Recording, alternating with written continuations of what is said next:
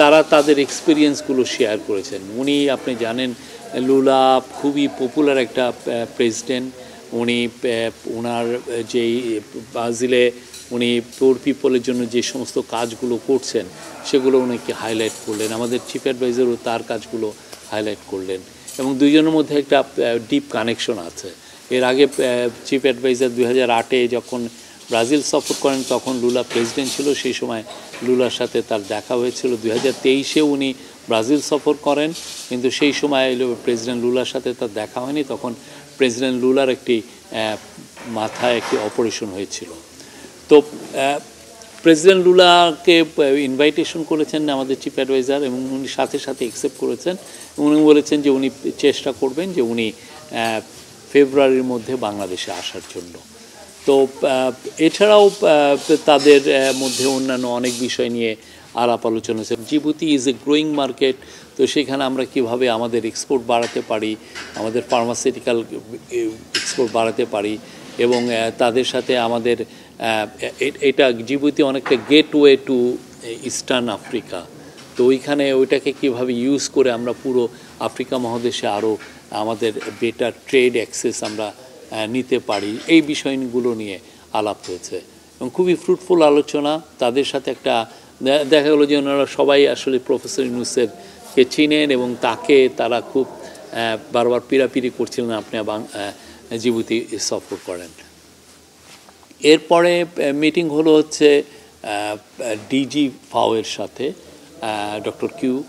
Doctor Q সাথে মিটিংয়ে অনেকগুলো বিষয় এসছে আমাদের সাথে এগ্রিকালচার, তারপরে আপনি যে চিফ অ্যাডভাইজার মূলত 3টা বিষয় এই মিটিংয়ে উঠিয়েছেন। একটা হচ্ছে যে আমরা তাদের কাছ থেকে আরও সাপোর্ট চাচ্ছি ডিপসি ফিশিংয়ের জন্য।